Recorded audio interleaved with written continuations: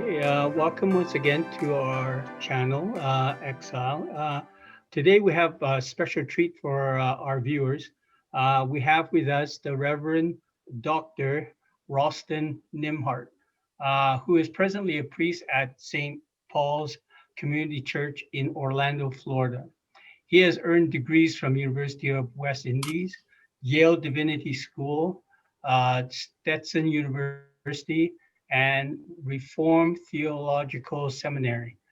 He also is a trained marriage, couples, and family therapist, and is presently a registered intern in the state of Florida.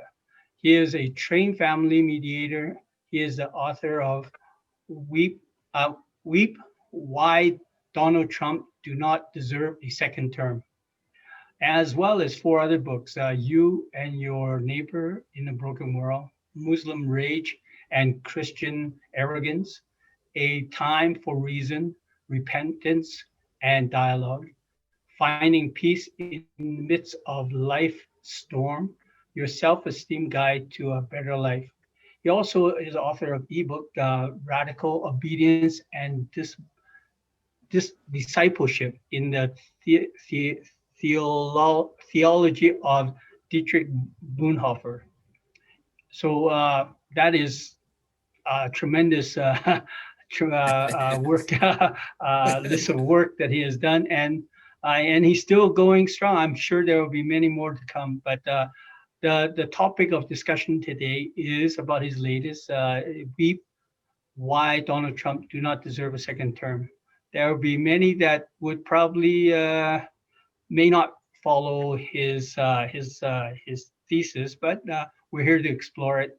And without further ado, I'll pass the mic to my co-host Raymond Grant and Reverend Dr. Raulston Nembhard. Okay, thank you very much for that introduction of Father Nembhard, Asa. It's a pleasure to be here with you, Ralston. I just wanted to interject that the reasons why quoted in the book are so many and so wide-ranging, and as our time is so limited, and as our focus on our channel is immigration, we're going to be focusing on immigration tonight on this program as to why, in the realm of immigration, why Trump does not deserve a second term. So, Ralston, if you could start maybe by outlining basically your premise on that. All right. My overall premise, well, to begin with, that I'm an immigrant to this country. I came here about 20 odd years ago and became a citizen, as I said in the introduction to the book. And it has been quite an interesting journey.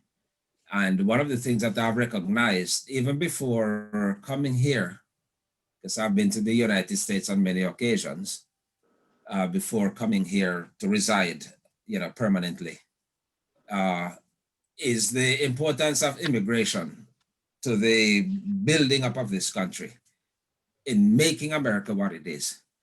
And I was proud, like I said in the introduction to the book, it was a kind of struggle because once you're going to be living from your own country and coming to another country, that it's not a decision that is that easily made, as some people think, because there are so many other things to consider. One of those being a sense of patriotism.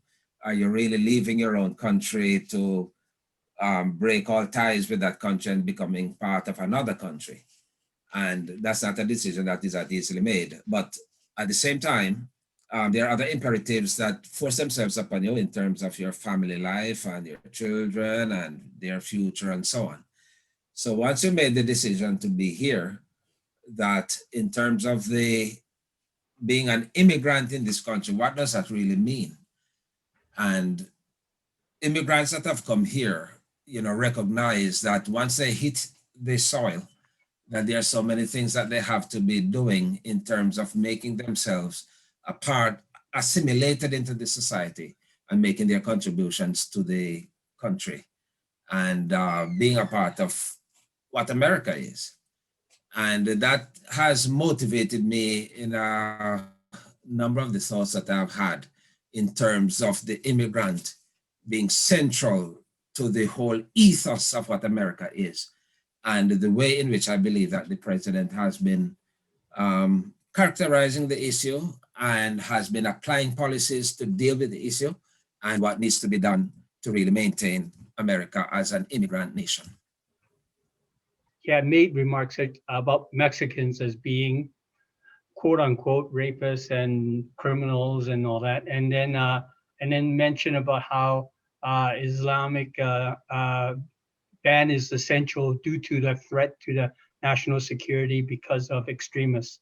Not to say that he is has any specific facts that would really back that up, but that has been his contention. It seemed like that has been his administration's guiding light, that less is better, and if at all possible, maybe none at all, sort of thing. Well, you see, if less is better, then it might have, if that kind of policy existed at the time when Trump's parents came here, he might not have, they might not have come across here, but they have taken on a mindset to the immigration policy that is so contrary to what immigration has been to this country. When people in the 1940s and 50s were coming to this country and they sailed past Ellis Island and they looked at that statue and they saw the Torch of Liberty.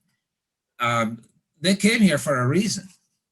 They came here because they saw in America a place that they could really establish themselves and their families and make something of their own destiny, something that they could not have made in their own country. Because let's be frank, if they thought that they could have done it in their own country, they would not have left to come here. But America held up itself as a beacon of that shining city on a hill where people could come and become a part of this grand experiment called America. And, up to the point of Trump, I think that persisted as an open policy. But what he has done, and as you're alluding to, is that he has, narrowed and shriveled this whole idea of people coming into this country.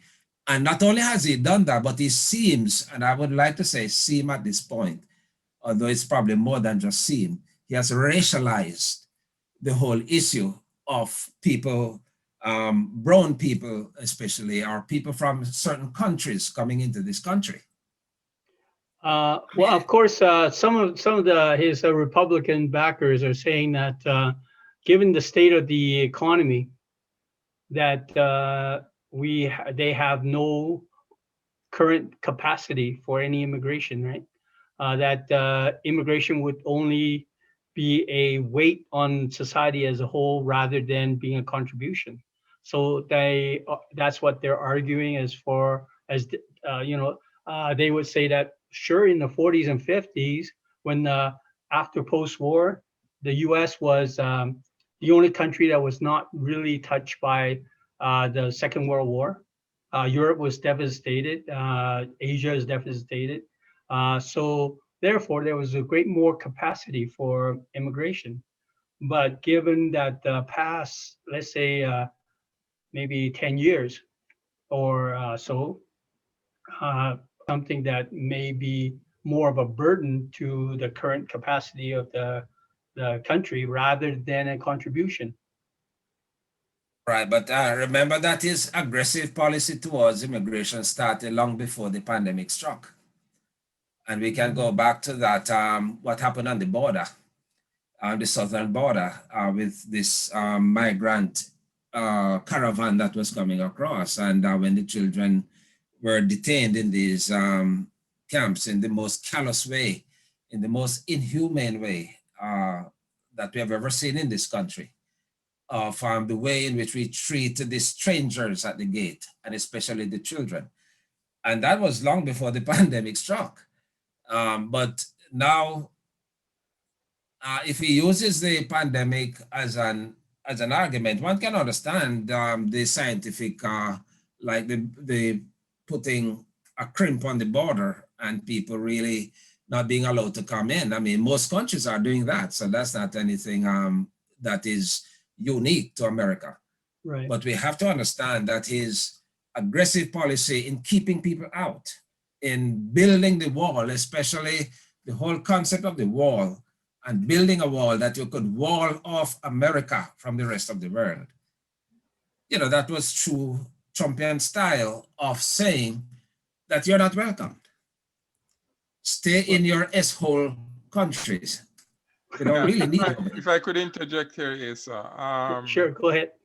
Yeah, I think that a part of the problem is whole election, and Raulston alludes to this in his book where he says, Raulston, your book doesn't seem to have page numbers in the Kindle edition, but anyway, I'm quoting where you say the subject, that is the subject of immigration, has become enmeshed in the country's culture wars and polarizing and divisive political environment that now prevails in the country. And I think that could be said about a lot of things, because this election seems to have become not so much about policy, but it is everything is just become about this culture wars and all that, and racial stuff too, the wedges, you know, they talk about.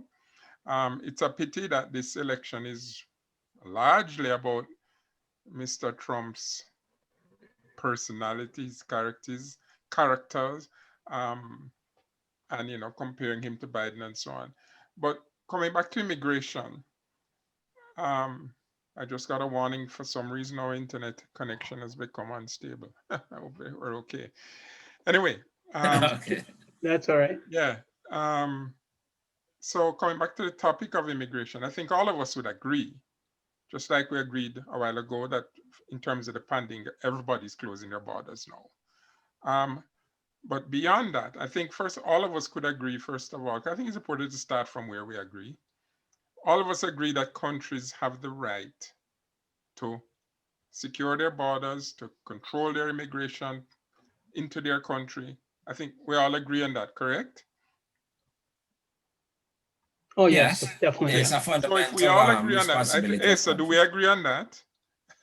Yeah, yes, okay, yes, of course. So if we all agree on that, the debate really becomes about how we do that, correct?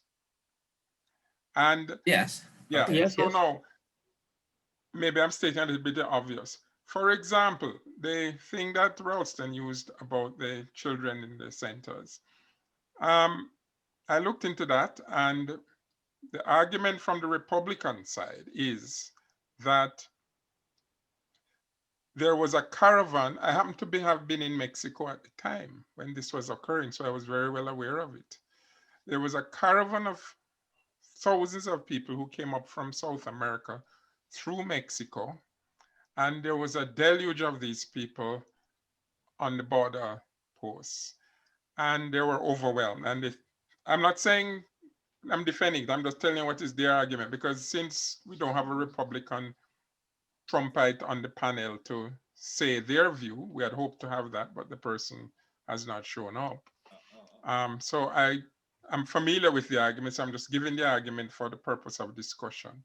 And the argument is, if that had happened in Obama's administration or a previous administration, they would have been just as overwhelmed, and some of those excesses would have occurred. What is your response to that, Raulston? In other words, it was not a deliberate policy to hurt these people and estrange them from their families and so on, and it was quickly reversed by Mr. Trump? Yes, I don't know that it was not a deliberate policy, because there was a report recently about the Attorney General Sessions at the time, saying that we need to snatch the kids. We need to take the kids that was away a from policy of deterrence, to take away the children. In other words, if you're going to right. So what I'm speaking to is the aggressiveness of the deterrence, of saying to these people, you cannot cross or you're not welcomed into this country. Because there's a way in which you can treat people humanely. And going back all the way to the time of Abraham Lincoln and the others, and I made reference to a speech that he gave in that regard. This open idea of a nation accepting so many people from all over the world coming to your country. Can you imagine that they're not really flooding into other countries? They're not flooding into China. They're not flooding into France or England to the extent to which they really want to come here because they see a beacon of freedom inside here and a possibility that nowhere else has. And then you can come with a policy that says to them, all right, if you come, we're going to take your children off your mother's breast, you know, and we're going to treat you in a certain way. That was so inhumane. That is not America. Yeah. And we're saying to the president, yes, protect your border. It is your right, and you must do that. But don't do it in the humane way, the values that America has stood for. And the moment the country rose up against him in the way that he was treating this issue, he backed off. Yeah, that's true. And the policy but was he was reversed. backed off because he was forced to back off. Right. No, I mean, it is a given that Trump wants immigration to the United States reduced significantly. The question is that a bad thing or a good thing? Because I am beginning to wonder if America, the America of the past, the America that we talked about and the land of opportunity, is rapidly becoming less so, eh? Are you thinking of pre-pandemic or because of the pandemic? I'm talking post, currently and post-pandemic. Yes, I know for sure the pandemic is driving a lot of people away. I think that America is a nation in decline, and I think the time is coming where they're going to be begging people to go there. Okay, Russ joining us. So if you could introduce him, Asa. Russell. Well, we're happy to have joining us Mr. Russell Stumman, a retired accountant from San Diego, California then. Well, I was a Democrat in like 1973. After that, I kind of came disgusted with both parties and became nonpartisan. I see. So you're an independent. Well, I'm not an independent as a political party per se. It's called nonpartisan. Okay, nonpartisan. Not but you are of the view that Trump definitely deserves a second term then? Yeah, I think he could do a second term. The reason we have arranged for the panel and is that we have as our special guest Dr. Reverend Raulston Nembhard. Yes, who has wrote a book.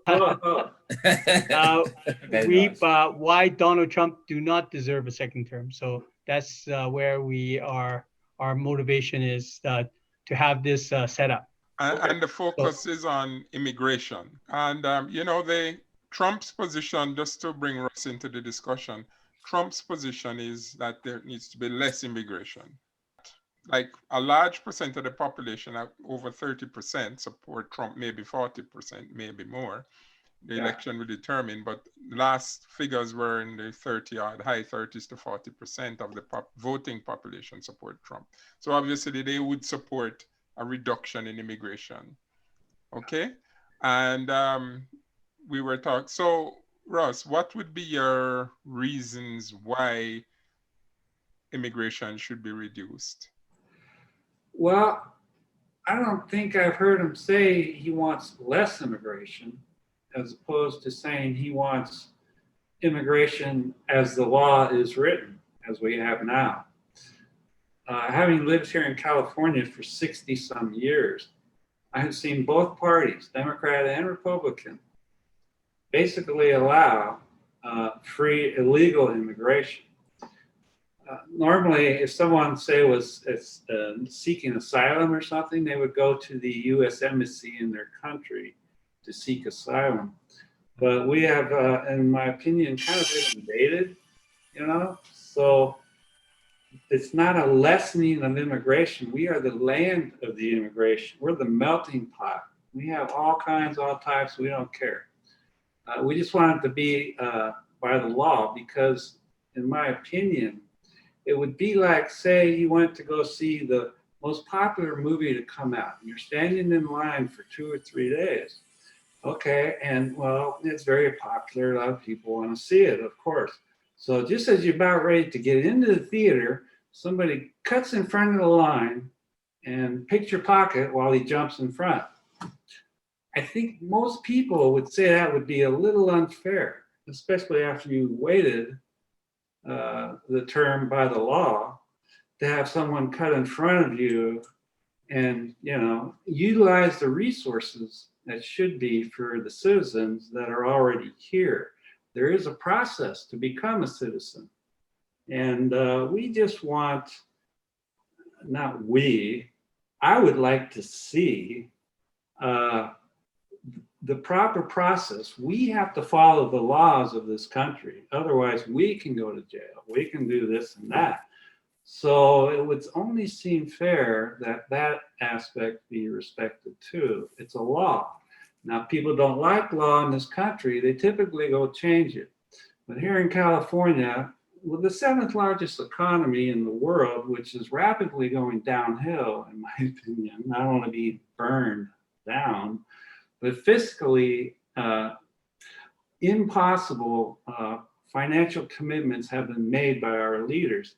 So whether they wanted immigration to come into the country for the cheap labor, that might be the Republican side. The Democrat side might say, we want people to come in because we want the votes and we want to be in power again. So both sides, and again, why I'm nonpartisan, I don't go for that. So I think basic American citizens love immigration, but they want it done the right way, the correct way by the law. And if either party, Democrat or Republican, wants to change it, they got to get elected by the people and be represented, and then that's how the law is changed. Yes, I hear what Ross is saying, and I understand that you need to go by the law. And for a good while, we have not had a comprehensive overall of the immigration system since Reagan, really. Clinton tampered with it, and then Bush tried a thing, but they saw that it was not workable. Even his own people opposed him on that, and it never happened. And so there is an argument for us to have that comprehensive immigration Absolutely. reform. And I agree with Ross that it needs to be done through the legislative process. But my concern with Trump is the way in which he has approached this with a kind of sledgehammer approach, to really deal with the crisis, especially at the border, the whole matter of a wall, to think that you can wall people off, and that's not gonna happen. I saw a cartoon the other day that said, it is one thing to talk about the wall, but they'll get over the wall, Or they got a tunnel underneath the wall. Or they got tunnel under it. I mean, those guys are quite skilled in doing that sort of thing. So I agree with you that there needs to be, and both parties have to really come together within the Congress to work at something to really make this happen. But Absolutely. while we are doing that, the humane aspect of the immigration issue, I think is missing, is a dimension that is missing in the Trump administration. Right. And that's the thing that gives me concern. If I may interrupt, Trump is a businessman. He's not a professional politician. Yes. He is rude, he is crude, and he's lewd. Yes. However, Yes. all those guys are, either party, they're all the same. He just tells them that, and they don't like him for saying that. His immigration, the fence, well, that was kind of hyperbole because that would drum up his base. Well, Say, yeah, we want a fence. But you know what? There's been a fence down there for a long time. Not yes. a 3,000-mile long fence, of course, like the Great Wall of China, but, there's still somewhat of a fence. So that's kind of, I got 200 miles, no big deal. But the DACA thing that Obama started, he actually built some of those cages and started putting people in there and kind of kicked that can down the road to Trump, DACA thing. And unfortunately, with the COVID thing, you don't hear much about immigration at all at this Hmm. moment because they're all talking politics and the judge lady that they want to yes, Supreme Court. So Trump, he would support like ICE, which is the federal enforcement of the immigration policies. The states, they have a lot of sovereignty. They can have a lot of things they can do, like say the riots in Portland. He can call the National Guard, but if Trump, he's not going to go in there because they would immediately call him a dictator. So he would say, well, let the city, it's their responsibility. They have to, by law, ask the federal government for help in, say, quelling looting and rioting and stuff like that. But I have a brother that lives in Portland. And in the daytime, the peaceful protesters would come out. And then at night would come the looting and rioting. So Trump, he kind of watches it and he's calling it as he sees it. And politicians, at least Biden, is all about, we just got to be nice guys. We're still going to screw you, but we're going to do it in a nice way. So it won't offend you so much. And it's really about that more than actual factual change of policies to actually fix problems. Because here in California, I've watched 60 years, they don't fix problems, Democrats. They create them. They create the crisis. They're almost responsible, in my opinion, for a lot of the hyperbole against Trump. As I say, he's lewd and crude, but he's a business guy. He's not a professional establishment politician. So he doesn't. Yeah, but he's the president of the country, though. Yes, he is. And then we want him to behave like a president. Well, and behaving like a president means that he's going to have a command of all aspects of governance regarding the issue. I mean, he doesn't get to just go off at an angle and do what he wants to do. You would find a lot of people that would agree that's not the way. You don't tweet. You don't tweet all the nasty stuff he tweets. Or snatch children off their mother's breasts. Well, yeah, that immigration thing, it bordered with Mexico. I remember when I was a kid, we go back to Mexico back and forth fairly easily.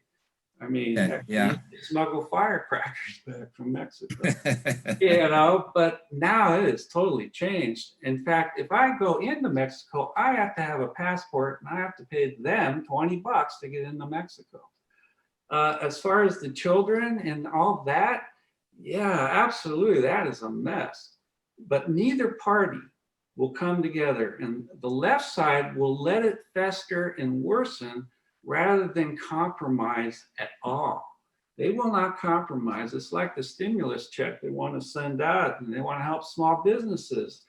But the Democrats, led by Pelosi, just to spite Trump and make him look bad so he won't get reelected, the big, mean, green monster in the room, it's a political thing. And that's the problem. Neither Democrat nor Republican is inclined to fix problems. Only someone that's not part of the establishment.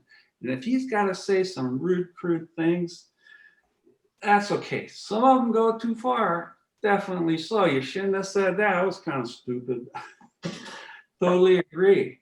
But if he can get the job actually done, do you think so it's your contention that Trump is getting the job done? He is, yes. The trade agreements. I have to agree with Russ there. Immigration has gone down. If that is what he wanted to do and that's what he promised. But I'll push back though that getting the job done doesn't necessarily mean a reduction in the numbers of immigrants coming here. Well, because right now we have a problem with the agriculturalists will tell you. Those guys who used to come across and reap the crops and so on, that we're having a problem in that area. And secondly, the IT, the technology area with some of the high tech personnel here are saying that, hey, we are not getting the kind of quality people that we need. Yeah, we're literally training people and driving them out of the country. Yeah, but I'm saying he's getting the job done because that's what he promised to do. Now, in that sense, that's what I'm saying, getting the job. Well, Promise further to, is- yeah, and further I to, don't think we can, I don't think people should we can attack him on the way it's being done, I agree. But he made a campaign promise that he was elected on, one of which, the only one, I think, one of the few that he has succeeded in implementing, because he promised a wall, the wall isn't done. He promised Mexico would pay for it. Mexico said, go to hell. So That's all irrelevant. yeah, Because the point also I'm trying to consider make what is has happened, he Ray. did All the campaign. drug trafficking that came over there under the border, all the sex So trafficking, you all the can't cartels. fault Trump for. It was just one at a time, please. Okay, go ahead, Asa. No, let Russell go. Okay. Yeah. Okay. You haven't heard much about the illegal drugs that would come on the border, the illegal sex trafficking, the cartels that operate in Tijuana and all along the Tecate and all along the border. There's a lot of gang stuff going on down there. That has been kind of slowed down. You have Mexican troops, federal troops, on the border, some 17,000. So all of that has gone way down, saved a lot of lives, saved a lot of women, saved a lot of kids. And yet on our side of the border, you have them in cages, which, they're gonna figure that out, but that has to be done by the lawmakers, not the president. He doesn't have all that kind of authority. That has to be done by law. And that's Democrats and Republicans, and they gotta compromise. Democrats don't want to at this moment because they think they're gonna win the election. Maybe they will, maybe they won't. So I thought you wanted to Yeah. respond to I that. was just saying that it's not a bad thing what he's doing with the cartels, in dealing with the cartels with the Mexican troops. Yeah. Although an aspect of the Mexican troop presence, though, is to send a message to the caravans from Guatemala and those places that were coming across that, hey, if you come, you're just going to be stopping right here. You're not going across into the US. So that it was another aspect of that. Yes. But the wall as an essential aspect of the Trumpian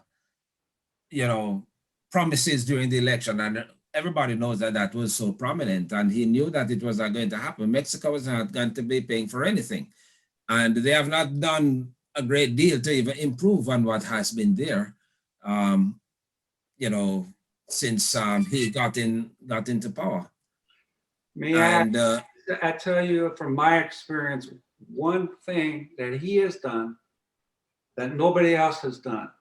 We have had literally trillions of gallons of sewage from Tijuana spill into the ocean, and forget about climate change or the radioactive waste on San Onofre, but tons of sewage. And he has been the only president with the new trade agreement he did with Mexico and Canada to send $300 million to fix that problem of the sewage that has been going on for literally, 70 years? So, yeah, if somebody can do that, no one else has done that ever.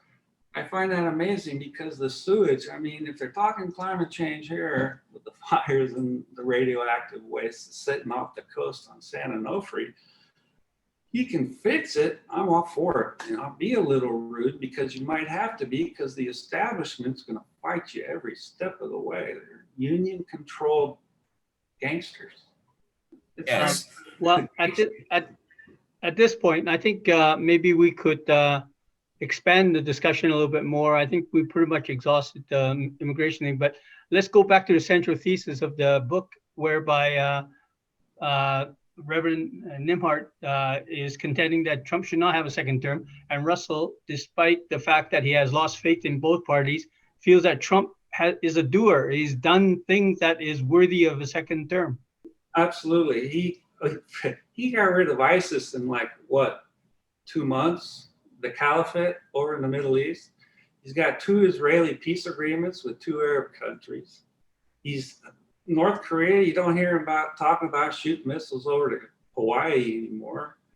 What else has he done in the Middle East? Oh my gosh, Obama, I'm going to draw the red line, and he let the kids get gassed out, and he didn't care because he had other things in mind. However, Trump does. So he's pulling troops out of Afghanistan. He's pulling troops out of Iraq. He wants to pull troops out of Germany and all the places we've been in since World War II, Korea, Japan, Germany, Britain, England, all of them. So he's bringing the troops back. He's not about war in the Middle East because we're energy self-sufficient now. We don't care about the oil now. That OPEC can do whatever they want. So we're going to leave them alone. They want to kill each other, they're fine. But I don't think Israel will let that happen. That's another story. But I think the treaties and getting rid of ISIS has helped in the terrorist aspects because I don't hear many terrorist attacks. They're more domestic terrorist attacks than which if the cities would only call in for help, he could go in like he said, I could go in these cities and fix it in an hour. You'd have no more riots. Now, that's the essence of it. He fixes things, actually fixes to make them better. Okay, he's into the realm of foreign policy, but he's just stuck in the Middle East. Yep. The Pew Research, which is one of the most prominent research companies in the US that does all these studies on, they did a recent study, I think it came out around the 3rd of August, about the number of countries that have a favorability rating for America. And all the major allies, France, Britain, Germany, NATO. Just those countries, they're 40%, 30%, 20% favorability rating for America. The lowest that it has ever been in this country. And one of the reasons for that is Trump's attitude towards NATO. You mentioned NATO. I mean, when you withdraw 12,000 troops from Germany, who are you helping? Putin is over there clapping hands. I'm happy for that because he's always wanted to break up NATO so that, because NATO is such a thorn in his flesh. And he wants to break up NATO so that he can have a better advantage. Putin is the only person in the world, more than any other, who has been helped by Trump's policies on the global scale. I mean, the man could not stand after his intelligence agencies tell him that that Putin interfered in the elections. He stood up on internationally and told the world at a forum that, Mr. Putin, I asked him and he told me that he didn't interfere. So I don't see why I cannot accept his word against your intelligence agencies. And that's just one of so many. I mean, that one could, what does Putin have over this man? And could we also ask the question, what secrets, have been divulged to the Russians? Let me reply to that, if I may. They just came out, John Brennan, who was a CIA chief under Obama, they just found some of his handwritten notes showing that Hillary actually hired through a law firm the Russian dossier so that they could get FISA warrants to spy on Trump during the presidential campaign. So it was ironic.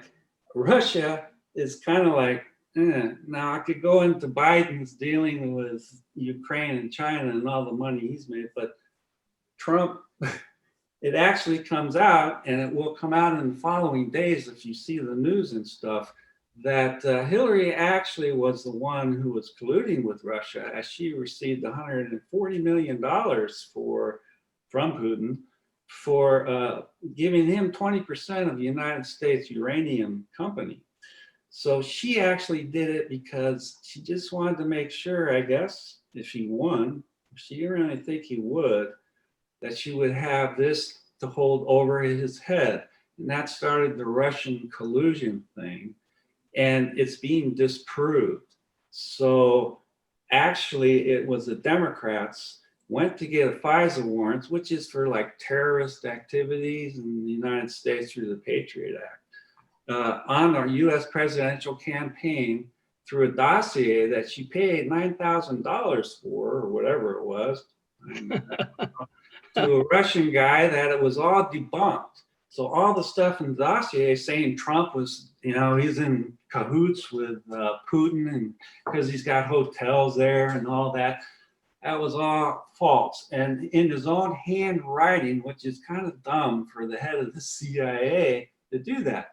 But the CIA, the DOJ, the FBI, the Homeland Security, all of those agencies under Obama marshaled all their resources to get Trump and approve this collusion to essentially do a coup, in my opinion.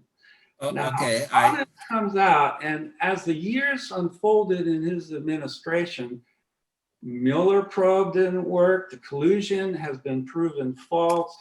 The impeachment, we're going to impeach you, but we're not going to say why. I mean, they're just the Democratic left that came into the House in 2018 has just kind of gone off the deep end. And it's like, really?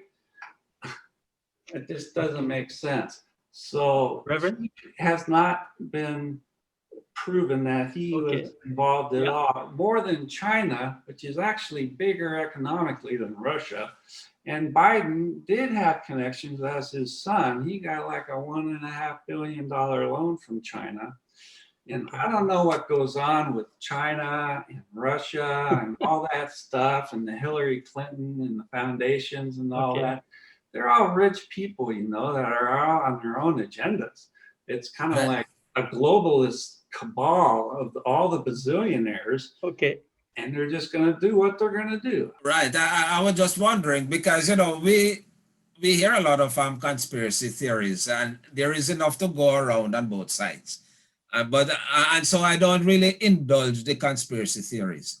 But what I'm really concerned about, these are facts. but what I'm really concerned about, and what I would me. like to ask Russ is, doesn't it disturb you as an American citizen that the president can be so quiet, so accommodating of one of America's most traditional enemies in Russia?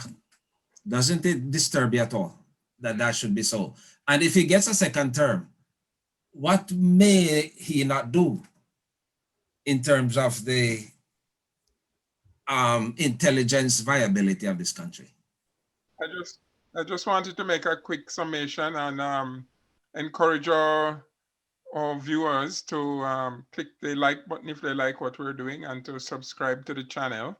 That way they can keep up to date and touch the notification button and they can keep up to date as new videos are come out. Tonight we started on immigration and I think I'm correct in saying that in all these things we've mentioned tonight, I don't think either side is blameless, Democrat or Republican. In immigration in particular, it was in a mess before Trump. And unless they have, the Americans can come to the Congress, the House, all the branches of government can come together and do a comprehensive reform to immigration, then getting rid of Trump is not going to make much of a difference. It will continue to be a system that is cruel and inhumane in many ways. So this has been Exile. We thank you all for watching and do join us again next time when we